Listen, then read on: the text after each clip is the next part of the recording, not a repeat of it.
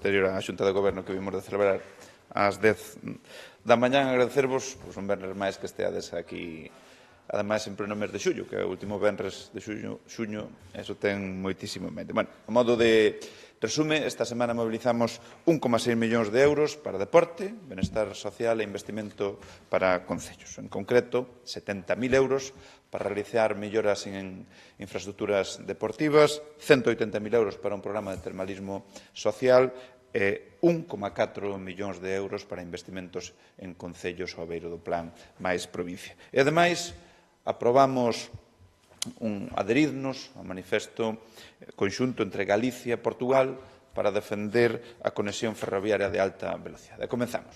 Facémolo por deporte, unha constante que hai aquí nas xuntas de gobernos, en concreto referíndonos ao programa extraordinario de infraestructuras deportivas, porque hoxe demos luz verde a preto de 70.000 euros que van para o Concello de Caldas de Reis. Son recursos que irán destinados para realizar melloras no campo de fútbol das Corticeiras, o que é a mellora da coberta das gradas e a mellora da iluminación sobre o terreo de xogo. Dos 4 millóns de euros dos que estaba dotado este plan extraordinario de infraestructuras deportivas, xa habilitamos, mobilizamos, entregamos aos concellos 3,8 millóns de euros. E de deporte pasamos a benestar social. O pasado mes de maio, tal como os indicamos nunha rolda de prensa, aprobamos as bases dun novo programa, Lecer en Familia, que vai ofertar 2.350 prazas para disfrutar en familia, en estancias de fin de semana, en establecementos hosteleiros da nosa provincia. Pois, hoxe damos un paso máis. Aprobamos o expediente para contratar o servizo de execución deste programa cun orzamento máximo de licitación de 300.000 euros.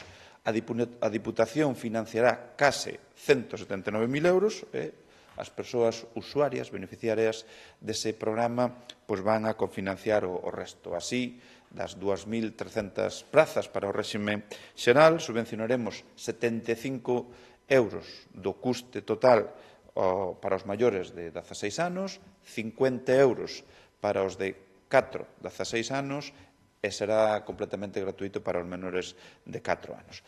Para os 50 prazas de réximen especial, subvencionaremos 130 euros do custo da praza.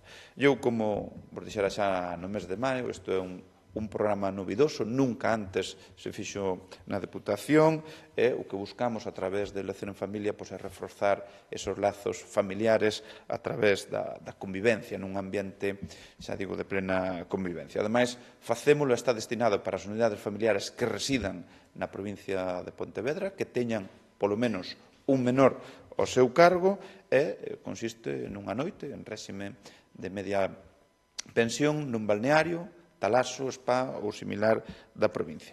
En canto aos pormenores do programa, vaise poder disfrutar a partir do 15 de setembro, vaise a realizar durante a tempada baixa, un dos obxectivos que sempre decimos que queremos é desestacionalizar, isto tamén é outro das claves que aportamos, e, xa digo, este día vai incluirá a utilización do spa, do balneario e logo tamén as actividades con animación sociocultural e infantil. Todos nos preguntamos cando é a data na que podemos solicitar eses bonos, por así decirlo. Bueno, agora, xa digo, estamos con este procedimento para determinar quen vai executar ou a empresa que vai executar todo isto. Logo publicaremos as bases que aprobamos xa en maio e calculamos que a finais de agosto, principios de setembro, se poda abrir o prazo para realizar as solicitudes. Vamos a continuar. Continuamos co plan máis provincia. Hoxe son 1,4 millóns de euros para 6 concellos. A Cañiza, a Illa de Arousa, Moaña, Mos, Salcedo de Caselas e Tui. Achegaremosvos, como sempre, detalladamente por concello cada un dos investimentos, pero destacaría dous, os que fan referencia ao Concello de Mos, onde facemos unha achega de 450.000 euros para poder mellorar a pavimentación de diferentes camiños municipais. E no caso de Moaña, que vai a recibir 500.000 euros, 240.000 euros para mellorar a vía principal dende San Lourenzo a Carballido e 260.000 euros para renovar o abastecemento e saneamento e un novo colector de pluviais na rúa Lameira. No resto de concellos, pois, hai actuacións que van a permitir avances no ámbito da accesibilidade e tamén melloras en infraestructuras deportivas. E dos 48,2 millóns dos que estaba dotado o plan máis provincia, o plan de obras e servicios máis ambicioso da historia da Diputación, xa aprobamos 37,7 millóns. E, por último, en relación ao manifesto, que é o que me refería antes, eu quero falar del porque se trata dunha reclamación histórica, además de vital importancia para a provincia. E este manifesto que promoven a Xunta de Galicia e a Comisión de Coordinación e Desenvolvemento Regional do Norte de Portugal defende o impulso da alta velocidade ferroviaria Vigo-Porto-Lisboa como unha infraestructura prioritaria e estratégica. Entre outras cousas, o manifesto recolle a vontade de que no ano 2032 se poña en servizo esta infraestructura estratégica para as dúas rexións, que haxa un orzamento e un calendario realista para acometer estas conexións ferroviarias dentro dos prazos inicialmente comprometidos e tamén outra cuestión importante que mentras non se chega a esa data, que se actualicen todas as condicións do servizo que se presta actualmente, que é o denominado tren Celta entre Porto e Vigo. Esta provincia necesita un transporte acorde ao século no que estamos, e non xa só co resto do país, senón tamén co noso veciño país, co que tantas cousas nos unen, porque esta conexión, se algunha a pudestes facer, sabedes que Vigo a Porto son 2 horas e media, que é un tempo moi considerable a razón dos escasos kilómetros que hai. Por iso que, xa digo, como non podía ser de outro xeito, e feis a nosa filosofía, tendemos pontes ca Xunta de Galicia, unha administración aliada, e tamén ca Comisión de Coordinación e Desenvolvemento Regional do Norte de Portugal. Porque xuntos seremos máis fortes, xuntos vamos a ter maior capacidade para ser escoitados e que esta realidade ou esta necesidade pois se cumpra e a vexamos canto antes.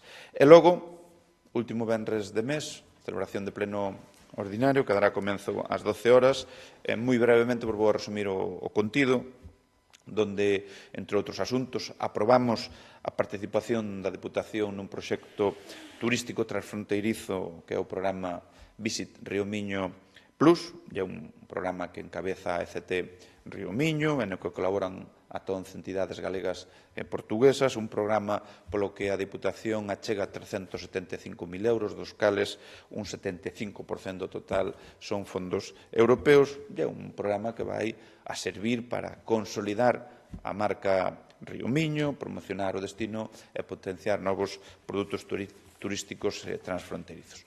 Logo, no apartado de mocións, hai unha presentada polo Grupo Provincial do Partido Popular para reclamar a transferencia da AP9 e a gratuidade das peaxes, e debateremos tamén 2 mocións do Grupo Socialista. Unha na que se reclama á Xunta a gratuidade das peaxes da G57 e outra para exixir á Xunta a retirada dos impostos da Lei do Ciclo da Agua.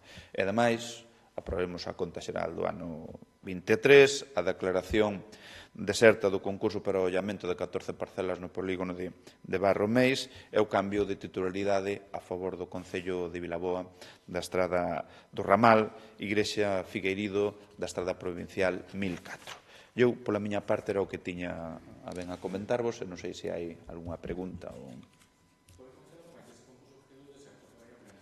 Eso é unha... Xa dei conta aquí cando se abriu o prazo, unha vez publicado houve 30 días para presentar ofertas e non se presentou ningún.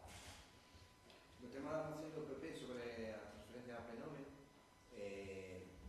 con todo o que se está a decir desde todos os puntos de vista, creen realmente que pode ser factible comenzar con isto? Home, se nos remitimos aos feitos, pois claro que sí. A primeira é unha vía que alberga un tráfico de máis de 25.000 vehículos ao día, de vital importancia con estas tarifas exageradas, onde se supuxeron un incremento a principio de ano. Hai acordo por parte de todos os grupos no Parlamento de Galicia. Ahora inicianse en Madrid tamén uns trámites que esperemos que desta vaia, e logo que vemos noutras zonas de España onde se liberan peaxes de autoestradas con características similares a este. Por tanto, é un tema de vontade política e, se se quere, pode ser. Ademais, tamén de ser un compromiso do que era candidato ás eleccións autonómicas por parte do Grupo Socialista. Por tanto, un candidato se di que vai a facer eso, será posible, ainda que logo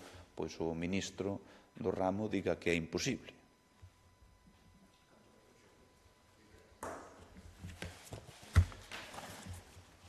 Muchas. A vos. Venga, buen día.